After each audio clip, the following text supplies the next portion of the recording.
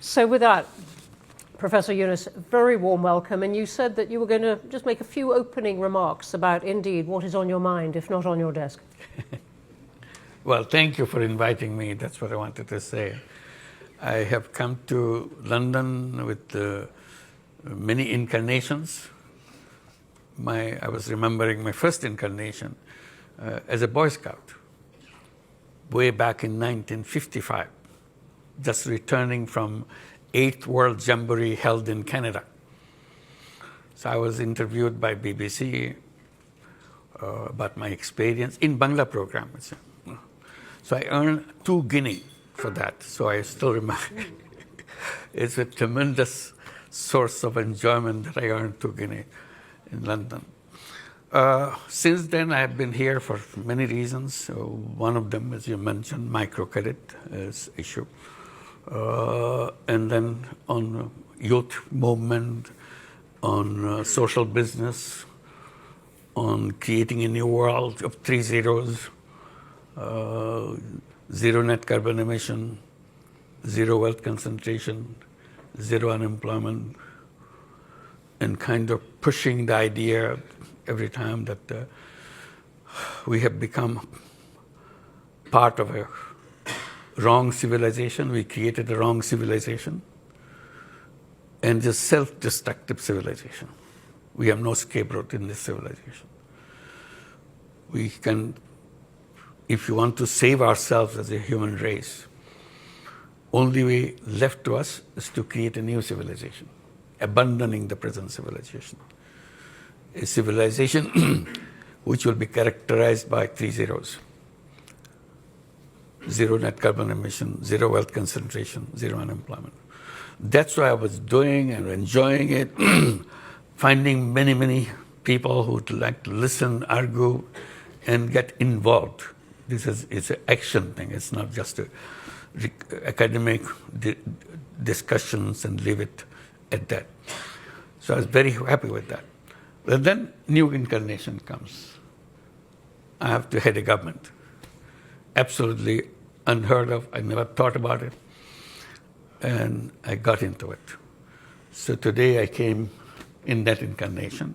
But all right, I'll be free. I guess I'll be free to talk about other things too. Thank you. I'll stop here. Thank you. Thank you. So I think you are meeting the King Charles on your, if you like, previous incarnation to do with the environment and microfinance, and you've met elements of the British government to do with your current role, which, as I said, we're going to start with, even though it is less, it brings us to the nitty-gritty of running a country, and we can go back to perhaps to some of the other themes and questions. But let me start with this question of the elections, which is controversial. You've said now a few days ago, okay, the next democratic elections are going to be in early April, but there's still a lot of controversy. The army and some politicians would like them by the end of this year. I believe you've banned the Awami League, the party of Sheikh Hasina, from contesting those elections, but it's one of the big parties. So already a big chorus of people saying these elections are not going to be free and fair. What do you say to that? Well, I keep saying that we will have the most beautiful election we ever had in our history. And the time is right. People are ready. When you have an election after many, many years, after 17 years, you are having the first time a real election. Excitement in the country that we will really go and cast our vote. In this meantime, with the 17 years, imagine all the young people who are coming to that voting age. They are piling up. They never had the opportunity to cast their first vote yet. So excitement of these young people that I will decide who do I vote for. These boys, girls who waited and waited and waited. Their voice never counted like many others, the rest of the nation.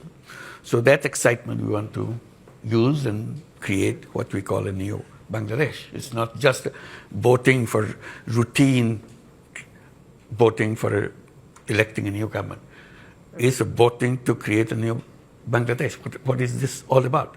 That's the promise we made as we were given the responsibility to make sure that the ideals and the dreams of all the young people who gave their blood just the other day before we took the responsibility. We honored their wishes, we honored their dream. We want to say goodbye to the old Bangladesh and create a new Bangladesh. So we defined that new Bangladesh by three things. One is reform. We don't want to go back to the institutions who created this. So we want to reform all the institutions we have in the country. So we created commissions for each institutions to study and give us recommendations, what fundamental changes in all those things. So we had a series of those commissions. They have submitted their reports, lots of recommendations, very, very drastic changes in the institutions that we have, elections, parliaments, constitutions, civil service, everything. So those recommendations. So we are looking at those recommendations, but our job is to build a consensus with all the parties. So we created a last commission, Consensus Building Commission. Have you heard about something like that? Consensus Building Commission? We have them. So their responsibility is to go through all the political parties, sit down together, find out which are the recommendations they will accept, and see in which recommendation all parties accept. That's a tough job for Bangladeshi politicians to agree on something all parties agree. You know, I must say it would be tough for many politicians to agree on that because, and that's not a joke about politicians, because they might say, look, that's taking away the democratic element. Why don't you trust the voters? Trust the voters to vote for any of these parties and rely on them to use their judgment to pick the best ideas, rather than a commission appointed by you and your colleagues picking which ideas you like. I wish we could do that if everybody understood what is a bicameral legislations, what the proportional voting is all about, all the complicated things you tell them, oh, forget it, how much money you give me, I vote for you. So make it very simple. So you pay me some money, I vote for you. That's all. All voting may translate into that. So we said we don't want to go to that part. Public, all the voters can watch this debate. This is all debate. It's on the newspaper every day. Happen. So ultimate aim, to make it short, ultimate aim is to get all those recommendations where all the parties agree, put it in a separate piece of paper. This is where all the parties agree.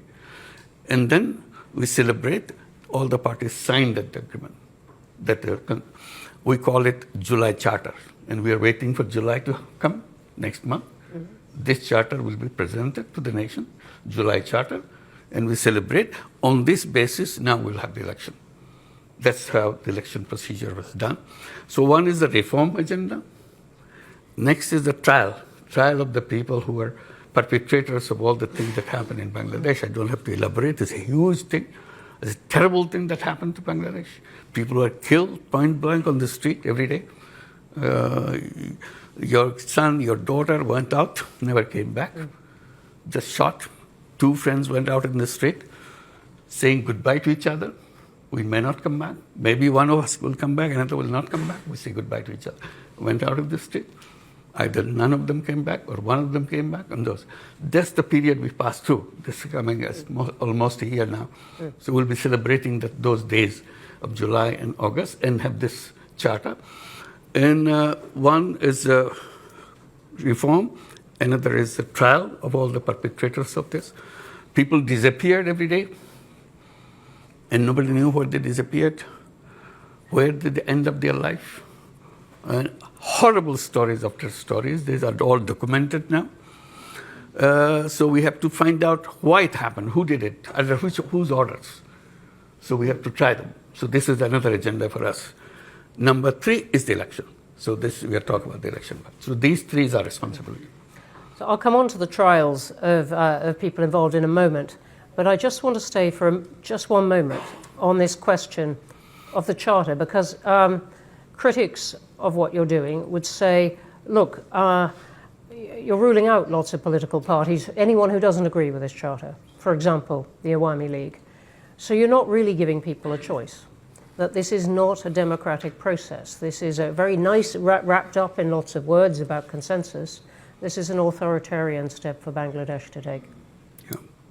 Well, there's a debate about that too. I mean, the debate is Awami League a political party? If they can kill young people on the street just like that, make people disappear just like that, steal money just like that, would you still call it a political party? So that's a debate. This is not a judgment. The issue came on the 5th of August.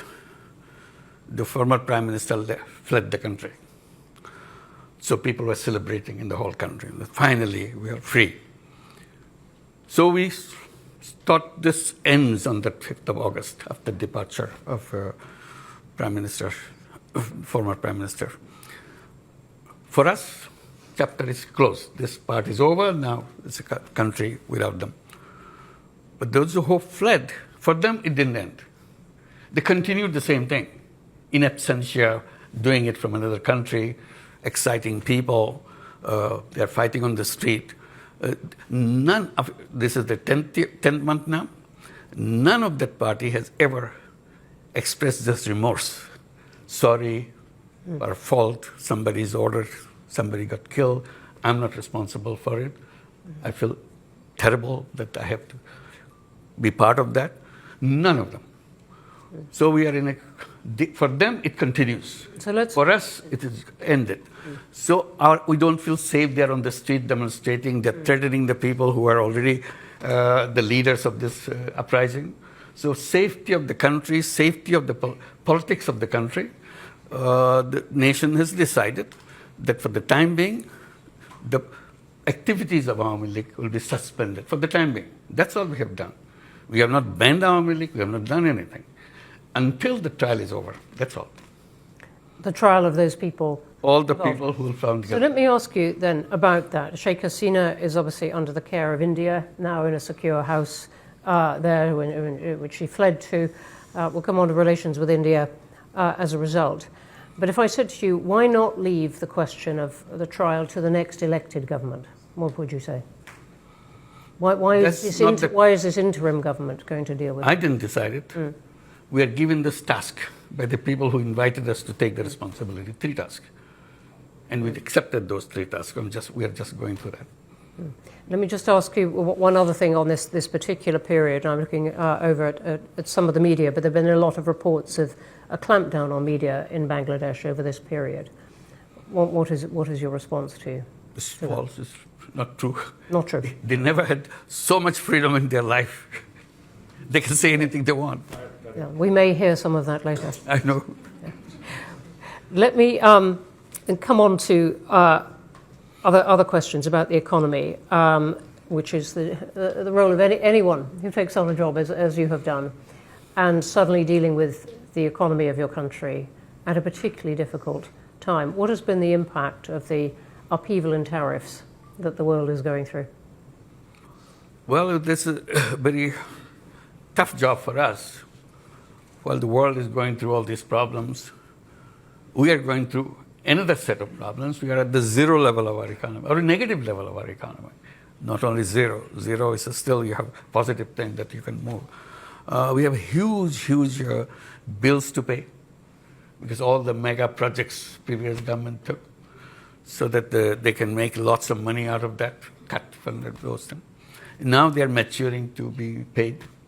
We don't have any money. All the resources from the banks, from the other sources, non-banking sources. In total, we estimate, given to our white paper, $234 billion taken away from the country, and documented in which way, and so on and so forth. So that's where we are. Resources gone. We start from obligations to payment. It's a negative. Our foreign exchange reserve at the bottom because it's empty. banking system collapsed completely because the banking system is very easy to transfer the money, very simple procedure. Under threat, the whole board resigns. You put a new board of your choice and start issuing loans to your friends with the understanding this is a gift you get. You never have to pay back. There's no collateral, nothing. So this is the banking system we inherited. So we have to restore the banking system in some way. We have to make payments for all those people who are knocking at the door with the big checks, big bills that we have to pay. Otherwise, we're going to the court, which is not good for us. So we have to, and in that crisis moment, the best thing that happened to us, the overseas Bangladeshis, many of them are here, in London, in England, and so on, in Middle East. They kept sending remittances, huge amount of remittances, and that saved us. The economy was saved with them, and that remittances keep growing, keep growing, keep growing. Today, our balance of payment situation is completely changed. As you said, and that has been a real transformation. The IMF, though, is having a lot of meetings with Bangladesh, and it is quite clear on this, it doesn't want Bangladesh to wait for the next government, it wants the interim government to deal with some of the things. Right now, one of the things it wants is that you find a way to increase the rate at which people pay tax, that more people pay tax, that you can collect it better. Is that something you think is within the powers of an interim government? The first thing I must mention in this, amazing response we get from all the governments of the world. Enormous support. They feel so relieved that finally this thing happened. Now we can have a government we can talk to and we can work with. And they said, any support you need, please tell us. We'll be very eager to do that. So that gave us a moral boost, that we are not abandoned. Government of United Kingdom, Great Britain is one of those countries. We are very grateful to them. Like European Union, United States, Japan, China, you name it. Every single government came with an enormous amount of support. And that gave us a moral boost that yes, we are not abandoned, we are not alone, they'll be helpful. And they were really helpful. You mentioned IMF. Yes, IMF also helpful. World Bank is helpful. All the international agencies. Not everyone uses those adjectives, so I'm telling you, it's a very concrete thing. Yes. The one that IMF came into the picture because the last debate that we had for the final release of the fund, the IMF was controlling and they agreed to give us, that you have to open your foreign exchange rate. It should be left to the market. We are worried about it because so far we are controlling it so that we don't kind of expose ourselves in the drain of all the foreign exchange gone because of the system. So opening this to the market is a real a big decision for us, which we debated, and what IMF said, no, nothing doing. Unless you do that, we are not releasing our funds. We tried to convince them and explain the danger of it and so on. They said, no, we understand. But we studied, I think you can handle it. So we started saying, are we able to handle this? Let's open it up. Finally say, if they see some positive thing, why aren't we seeing it? So I challenged them. They finally agreed that let's do that. And tell them again, kind of note, in case we get into difficulty, we'll revert. This is just to protect ourselves. IMF says, okay, go ahead. We opened it, nothing happened. Same exchange rate, it's just a little bit, it's normal, it's working. So we are celebrating that finally we see the strength in the economy and so on. So IMF role is very positive. It's not a negative one. It's not trying to push us into trouble because of some principle they're holding on to. It's not like that. We were not willing to jump into the water. They said, come on, you do it. You can make it.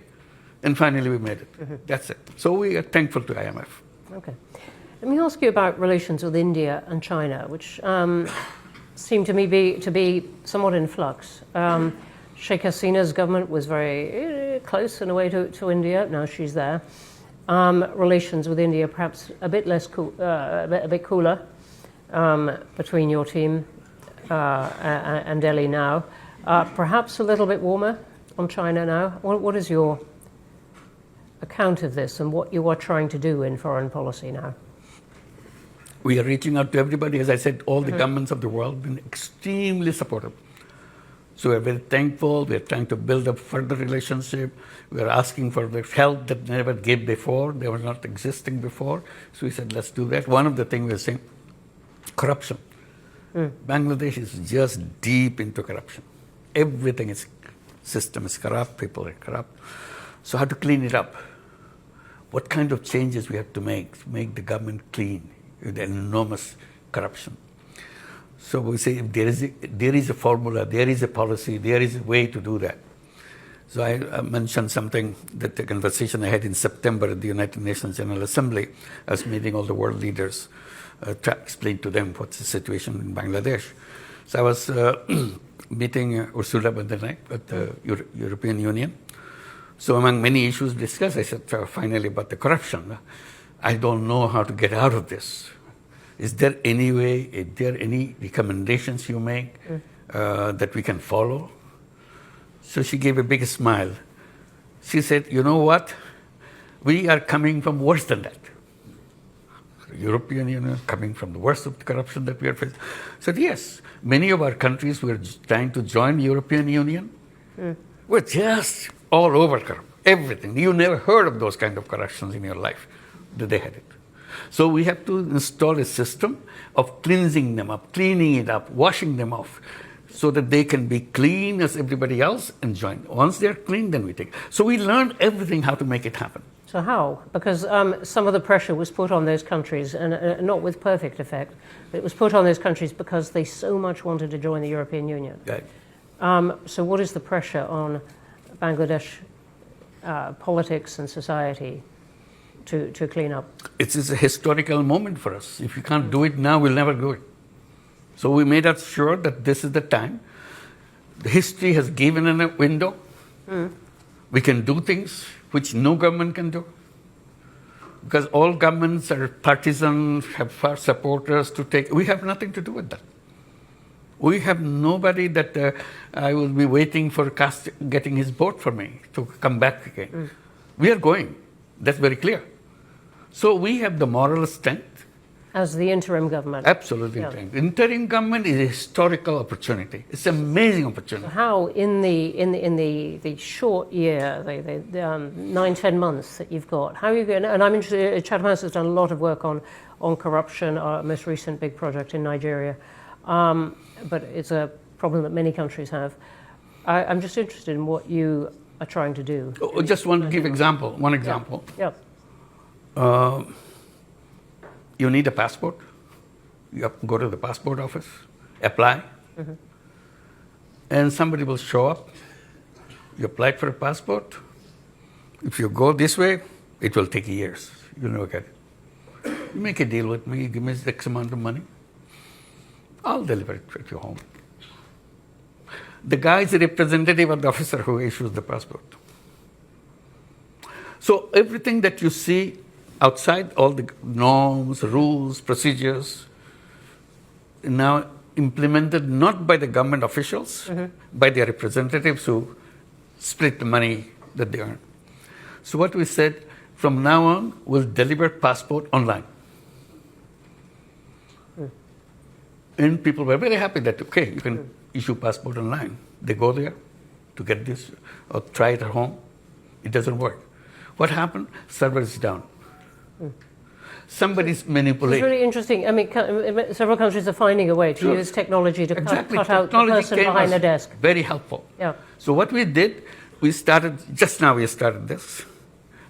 creating some kiosks. Government Service Center. We don't say government. Bangladesh Service Center. Young guy with a computer sitting there, boy, girl, been trained to give all the services. This is all we made. All these months we are preparing all the ministries. Every service you got, whether you're paying taxes, or you're issuing driver's license, or you're issuing your renewal of your passport, whatever, or your land tax, which is absolutely complicated. They can make as complicated as they could. So now everything has to be delivered online. So we trained these young people, just started last month, this kiosk. And you come, there's a price list. If your passport, so many days, this month. It's so many days, and we deliver home. Not all, you give your message, you come and pick it up. That's it. So we have 3 centers now. Within next month, we'll expand to several more. Gradually add to several more. And we are challenging every ministry. How many services you are ready to provide online? They said, we have 5, we have 10, we have 15. Okay, whatever you give it to them. Train them. If they have difficulty, we'll have a meeting together. Why you are having difficulty? Maybe technological will solve the problem. It's our job. I said, the task of the interim government, by the time they leave the government, all these services will be available to people, and all the ladies at home in the villages, women, housewives, they will be delivering these services. We'll train them, they will deliver it. They don't have to come to the city to do that. Wherever you are, you have the computer, you have the everything. Or the phone, yeah. So this is the journey that we want to complete. All right. So thank you for that detail, which is very inspiring.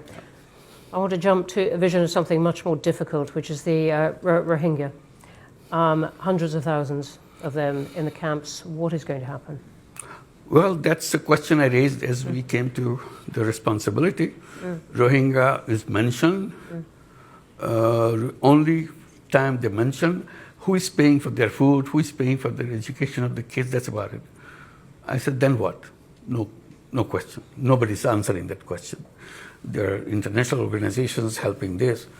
I said, the question must be answered when they're going to go back. What is their future? That question was never discussed. I said, I want to discuss that. I want to raise that. So we went to the United Nations General Assembly. I had a special meeting. All the donor countries were helping the Rohingya issue and raised this issue. Do you have a map, road map, when they want to go back? Oh, no, we have not done that. I said, please do that. Because unless, even if it's 10 years, 20 years now, have a date. And we know 1 year less now, another year gone, and we go there. So we are working very hard to make sure that we can repatriate those people to go back. In the meantime, we have problems. U.S. government stopped all the money, USAID money. Absolutely. Suddenly disappeared. And what used to be $12 a month per person for food, suddenly that $12 disappeared. Somebody said, okay, we can accommodate for 2 months for $6 a month. I said, okay, 6 months. Now it's $3 a month. What do you do with the $3 a month for whole food for a family, for a person or something? So we're going through that process now. So organizing, again, going back to the world community, said, look, you asked us to host them. We are hosting them. But responsibility of maintaining them, you took yourself. So please don't create a problem. Who are you talking to in that? Who do you really have in your sights that you would like help from? There's a whole group of countries who are with us, who was connected with the Rohingya thing. We have meetings with them. Is the UK one of those?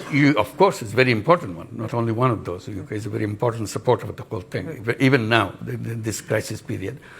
So we urge to have a global meeting of the Rohingyas on these issues and related issues in September this year at the United Nations.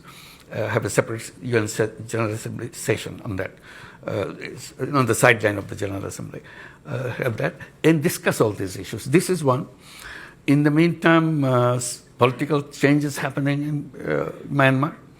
Rakhine State is taken over by Arakan Army, which is all the hub of the Rohingya population.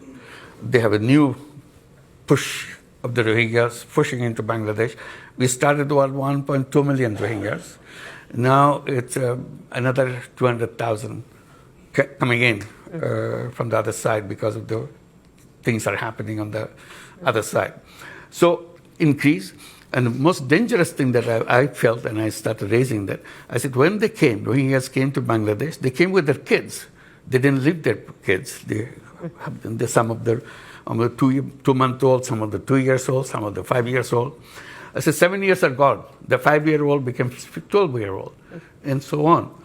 And each year, there are 35,000 children are born.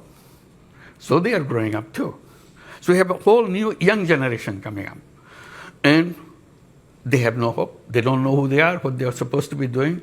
It's a prison that they live in, but they have the mobile phone. They see everything in the world. So they see, what is our future?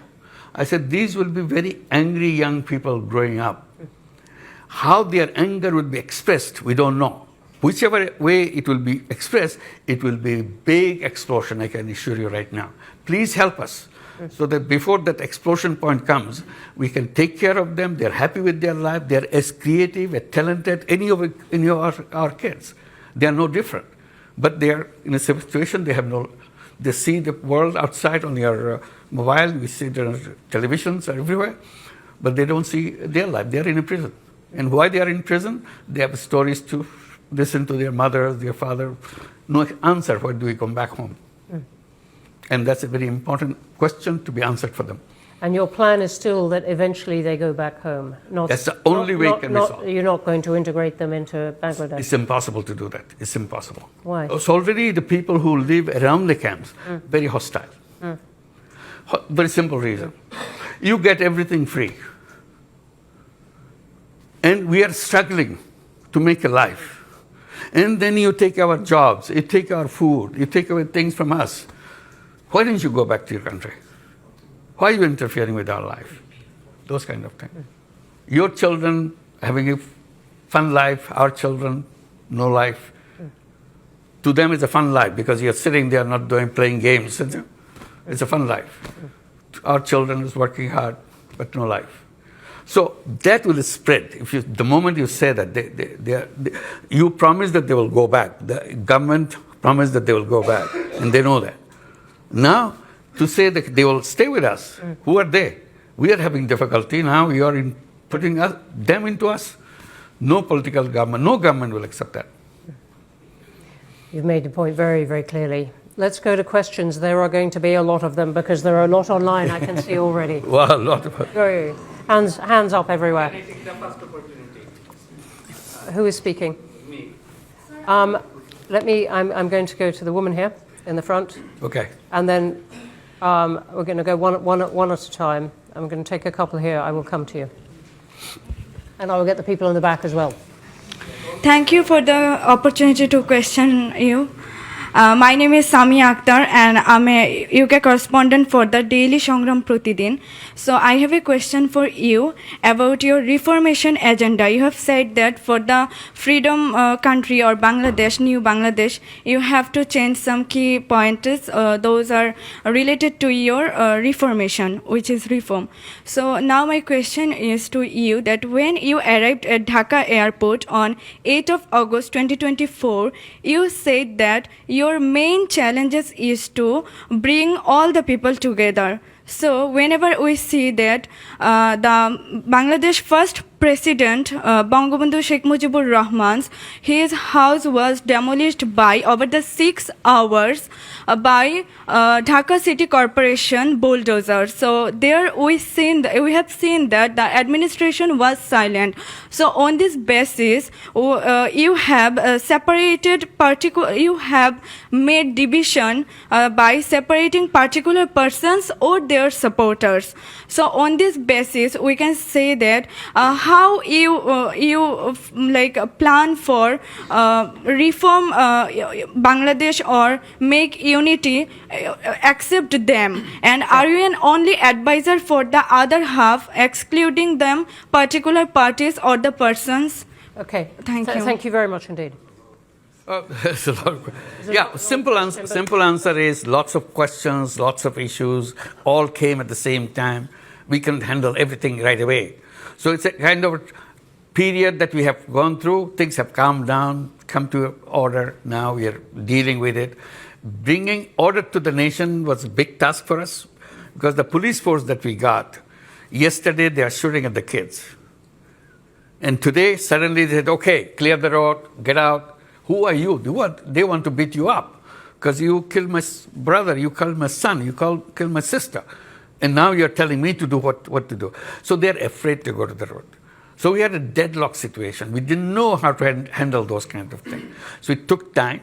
And luckily, I can report you, That has come down now. People are accepting the police, all the people that identified as the perpetrator of all the terrible things that happened to Bangladesh, taken out of the services, and they will be under trial. This is the trial becomes such an important thing. You know the person. It's not something some police. I know the guy who did that. It's in front of me. It's in my video. I can show you my video. The whole thing happened in Bangladesh with open videos everywhere. So all recorded. It's an amazing kind of uprising where every single event is recorded as it happened. Not one camera. Everybody has a camera. Everybody's taking it. It's all been assembled, it's identified, and we are trying to clean. We are not saying that we are a government that will solve all the problems. We are successes. We have now a police force which can bring law and order in the country and so on. So we are, and the unity of the political parties is a number one goal for us. We have been sitting together. All this thing we're talking about creating a July charter, it's not an easy thing for all the parties to sit together and debate. But we're doing that. And I'm promising you here, and I hope I can deliver you in July. July is next month. That charter will be announced in the presence of all parties. That's the best unity you can get in any country after a revolution within a month, within a year. Okay. Thank you very much. Come, the front row here, the man next to you. It is so packed. Thank you, Chair. Would you like to say who you are, please? My name is Bulbul Hassan. I work for Channel S Television. I've got a very precise question. People in Bangladesh, a significant number of people in Bangladesh, apparently disillusioned with the conventional political system. So once the election is over, the democratically elected government takes over. Are you in a position, or do you have any desire to be a part of that government? No way. No way. Good one. I think none of our cabinet members would like to do that, not only me. So our job is to make sure the transition is managed well and people are happy when we hand over power to the elected government. So we want to make sure election is right. That's a very critical factor for us. If the election is wrong, this thing will never be solved again. It will be very difficult. Thank you for the question and answer. Right, let me count. Last one in the front row here, and then I'm coming to the back and over here. We've got good time. Not for everyone, but lots of time. Sorry, it was me. Sorry, no, I'm this chap here. Sorry. Hi, thank you very much for arranging this event. My name is Diwan Mehdi. I'm the Director General of British Bangladesh Chamber of Commerce and Industry. First of all, I would like to say thank you to you for taking the responsibility in a big chaos when the young generation was wanting for a big change. So you showed the courage, and we appreciate your time and patience. We had no other option. Therefore, Okay. My question is to you. We have seen a very surprising role played by India. They seem to be a democratic country, but when it comes, we talk about Bangladesh, their role is very unclear. In what capacity, if I speak very legally, they are keeping Sheikh Hasina in their country? Well, there would be a trial going on in our country. And the same question was asked in their parliament. They did not have any clear answer. And I know you are a very well-known person, like internationally. In order to create pressure on India, how you are using your lobby in terms of United Kingdom, in terms of USA and other countries, because this is very surprising in 21st century. If we see a prime minister fled from one country after killing thousands of people, after making injured thousands of students, like number of incidents we have seen there was no internet even. Our friends were there, our family member was there, and someone needs to take the responsibility. And in what capacity India is keeping her? Thank you for the question.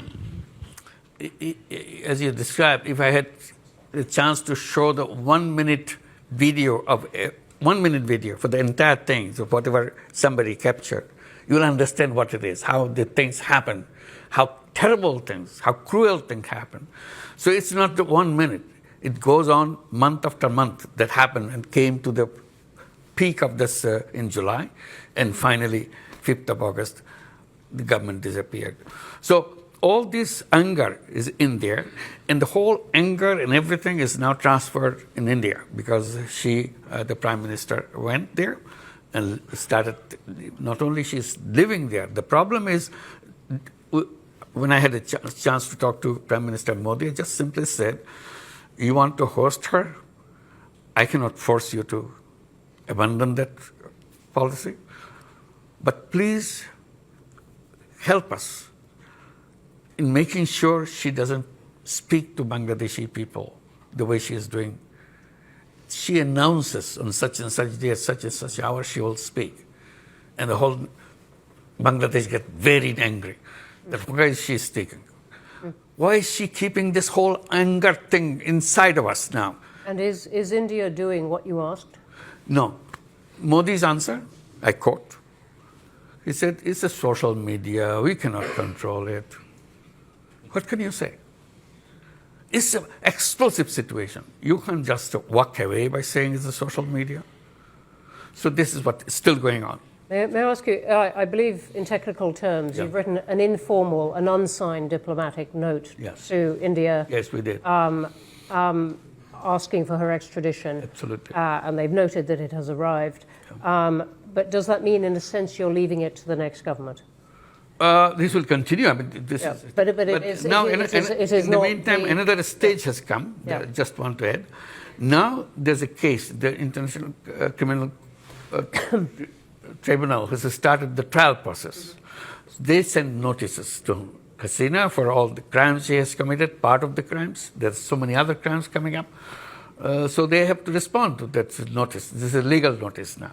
So we have to go to the Interpol and all the other things that happen through that. This is the process that we are following. We want it to be very legal, very proper. We don't want to make sure that we do something out of anger or something. We want to build the best of relationship with India. It's our neighbor. Mm-hmm. We don't want to have any kind of basic problem with them. But somehow things go wrong every time, because of all the fake news coming from the Indian press. And many people say it has connections with the policymakers on the top and so on. So this is what makes Bangladesh very jittery, very, very angry. We try to get over this anger, but the whole barrage of things keep happening on the cyberspace. We can't just get away from that. Even if I try to peaceful, suddenly they say something, do something, anger comes back. Okay. So this is our now big task to make sure that we can have at least a peaceful life to go on with our life, to create the life that we are dreaming about. Okay, thank you. I'm going to take two now who've been very energetic right by the wall. Yep, you. And then I'm going to take the one who has been, yes, you, who is going like that. Right at the back. Yep, you. Pointing at your own head. Yep. Thank you, Professor Yunus. My name is Nazimuddin. I'm the chairman of Chatham Shamiti UK. I was born just 2 miles away from your birthplace. Okay. So with that disclaimer, I wanted to ask a question to you. Will you seize this opportunity, this moment, to break free from fascist structure and system, and then allow the people to vote for the reforms that you are taking and embed that reform into a constitution, and through referendum allow people to vote for it? As far as I'm aware, about 20,000 comments that I read on social media, 95% people support your reforms. We don't want to be hostage to political parties. Why don't you just go back directly to civic societies and the people and allow them to vote whether they would like to go ahead and change Bangladesh for the future and make it a real tiger for the world economy. Thank you. Thank you. I want to be clear. Are you asking for a vote on the charter? Absolutely. What Yeah. I'm asking is that July Charter, of course, will be a legally binding agreement. Yep. But in order to sustain that reform, it needs to be structurally built in within Constitution. You'd like a vote on that? Yeah, we heard about that, about having a kind of referendum on the issues that we have. There are so many complicated issues. The argument is referendum will be meaningless because most of the people don't even understand what you're voting for. So people will laugh at it, that it doesn't make any sense. So it's the politicians representing the people, all parties. They are involved in all these political issues and all the national issues, and they're supposed to understand, they're supposed to debate. If they have agreed together, all parties, that's what we are focusing on, all parties, then it's more real than giving it to a referendum of all the package. It's a big package. So this is what the path we took. Referendums have lots of problems with them, as many countries know, but... You must be referring to something. They're smiling. But it would answer the point, the challenge to you, that this charter is in some way not democratic. We can come back to that. Let me come to you who stood up. You've been very energetic. Chief Advisor, welcome to London. Thank you. On behalf of British Bangladeshi community, I'm Councillor Saifuddin Khalid. I'm also a practicing barrister, British Bangladeshi practicing barrister in London. I have two questions for you. How confident are you? Could you possibly have just one? It's very quick two questions. I'm not going to make a statement. How confident are you that the political and democratic organs will be well equipped to hold a general election, a credible election with level playing field by April 2026? We'll try our best. And secondly, British Bangladeshi community would like to have a meeting with you. Do you have a plan to meet British Bangladeshi community who are eagerly waiting to meet and have view exchange with you? Thank you, Chief Advisor. Thank you. Thank you very much for inviting. I wish we could, but our program made such a packed program. We're rushing from one to the other. Thank you so much, but definitely we'll try to keep in touch. Thank you. We can take this Very kind of you. as part of the meeting. I'm going to the woman in a white shirt there. Sorry, I can't quite see. Yes. Okay. Hello. Professor, my name is Dr. Zoe Mandage, and I'm very, very interested in Bangladesh and especially the young generation, the generation which stood up for justice. And this is a role model for all of us. My question is that with the new technology such as AI, what can be done? What is in your policies and support you're giving to that 10 million student who rose in terms of, having a hope for future, getting a foot place in the market, in the global market for future and for jobs? And there are obviously countries around you that are running special AI programs. Is there anything that we can do to help and support the students especially? Thank you. Thank you. Thank you for your offer. It's a very important offer. We want to be supportive of the young people as much as we can. And I try to bring to the notice of the world and notice of people in Bangladesh. Bangladesh is a very unique country. It's the 8th most populous country in the world. Don't forget that. It's a huge number of people in that country, 180 million people, in a very tiny space.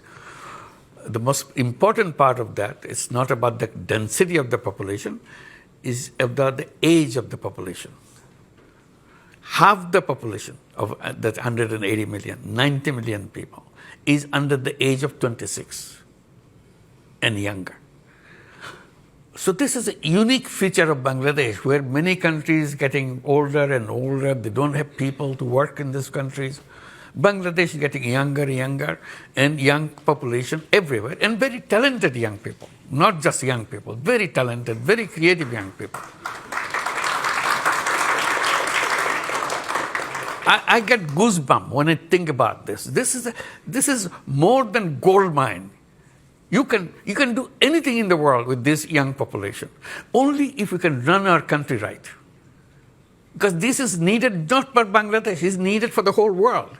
I was recently visiting Japan. Amazing thing, request they're making. Please send your young people to Japan. We want to take as many as you can send. So we signed 2 agreements in this trip to send 100,000 young people to go and work in Japan. And I said, please keep these doors open so that we can continue to bring young people from Bangladesh, boys and girls, not just boys and girls, to come to Japan and do everything that you need to do, because you don't have any population to run your factory, run your businesses, run your buses. Their buses are stopped. They have no driver. Their taxis don't function. There's no driver. Your businesses shut down because there's no people who run the business. Their agriculture stopped, abandoned, because nobody's there. Their machines are there, farmhouse is there, land is there, no people. I said, okay, we will be very happy to help you, to send our young people. They said, only thing you need to do, teach them how to speak Japanese. I said, we'll do that. We'll do that. That's a great We are a very answer. lucky country. That's what it is. A very lucky country to be so resourceful with human beings. Great. No, can I? I'm sorry. I'm going to come here to the front row. There's a storm of people with things to say. Thank you. Give me a chance. Assalamu alaikum, Dr. Prof Yunus. First time I met with him in France when Grameen Czech fair. Second time in 2099 when Bangladesh problem is arsenic. Yes. This time Dr. Yunus held one meeting in Paris. This time I was there. Third time I met with him in Spain. This is a wonderful history, but please could you get to the question? Thank you. Today I am, thank you for everybody to arrange this meeting about in Bangladesh situation. But I want one question. Dr. Yunus, please held the election upcoming 2026 you declare in April. We want to see for the foreign Bangladeshi people also, we have to give a right for vote. This is my... That's right. Thank Okay. you. Bye. That's our promise. We'll do that. Thank you. Okay, thank you. Sorry, I'm going to take the woman in the second row here. Yep. Thank you. My name's Halima Begum. I represent Oxfam, but mostly I'm here representing my mother, who cannot be here today, and it's an honor to be in this space with you today, Chief Advisor. My question is... Please give my salam to her. Thank you very much. She will be so pleased. The question really I have is how much security can you offer to the protection of women's rights and gender? Because often when we see challenges around democracy, it's women who are then exposed. And as we know, the rollback of gender is quite a significant concern at the moment. Thank you. Thank you very Thank much. you. There are not so many women We had in the this Women audience here Commission, today, so thank you for the question. Very bold recommendations. Women are outspoken. There are many members in our cabinet represent them, women cabinet members. So the status-wise, we are doing the best possible way. We are not perfect. Definitely Bangladesh has lots of difficulties in getting all the rights established in an open and fair way. But government is committed to establish them. That's all we can assure you. Thank you. Thank you. And the woman here in green on the aisle. No, sorry. I'm so sorry. It was a very good beginning. Let me see if we can get you in. Let me see if we can get you in as well. Yeah. Thank you very much. Thank you. It's on. Your Excellency, welcome to London. My name is Zamira Kanapyanova. I work for Chevron. So we are one of your largest investors. We've been partnering with your country for over 30 years. My question is, what actions your government is taking to attract foreign direct investments into Bangladesh and specifically into the energy sector? Thank you. We are very, very active on that. We have been holding summits of investors, and Chevron is a participant on that. We're inviting many other companies to come and invest. And we are promising them something very important, that you don't have to come and invest here just to sell your things to Bangladesh. Bangladesh is offering itself to be the production hub for the world, not just for Bangladesh. So we provide young people that are ready to work for you, and we provide all other facilities so that you can plug and play situation. You bring your factory, produce it, and sell it to the world. In return, also, we are promising that we will build our port facilities in a world-class way so that you don't have any difficulty in bringing things to Bangladesh and sending out your products that you have produced here. So that's how we are bringing the investors, not only for Bangladesh, we also keep reminding them. You have a big market right here, not just Bangladesh. You can produce to Bangladesh. We have all the communication things we'll fix it up to deliver it to Nepal. Nepal is a country that cannot access to the ocean, so we will give you the access to the ocean, and you produce it, bring things to Nepal, to Bhutan, even the seven sisters in India, where also we open up, so that we all prosper together. This whole region is a potentially very attractive region for productions. So we are inviting all the companies to come and make use of all the facilities that we are creating. Thank you. Thank you. And I'm going to take a couple of questions from online. There are brilliant questions online, particularly about the election process. I think we've covered it as much as we can in the time, but thank you for the questions. Let me take a pair of questions which are on the Bangladeshi community in the UK. One from Animoy Chowdhury saying, Your Excellency, Bangladeshis living in the UK are sometimes regarded as a disadvantaged community in comparison to others. What advice would you offer to help shape a more prosperous future for them? And then there's one from Katie Dominy saying, what would you like the British Bengali community to do to help Bangladesh? Absolutely. This is an opportunity of lifetime. That you are here, you are lucky that you have access to so many knowledge and success and services and resources. Please bring it to make changes happen in Bangladesh. This is the time for Bangladesh to change fundamentally, not just a touch and go kind of thing. It's fundamental changes Bangladesh is waiting. One of the things we're encouraging to build up apps so that you can tell us who is willing to do what kind of facilities, what kind of knowledge, what kind of ideas that you can share with us so that you can come and help us to build the country that we are all trying to help transform itself in the quickest way possible. The potential is there. Simply connections with the people. You are here is a tremendous resource for us. Here in the USA, in Japan, in many other countries, the Bangladeshi community, very resourceful community, and we'll be very happy to have your support and your work. Thank you.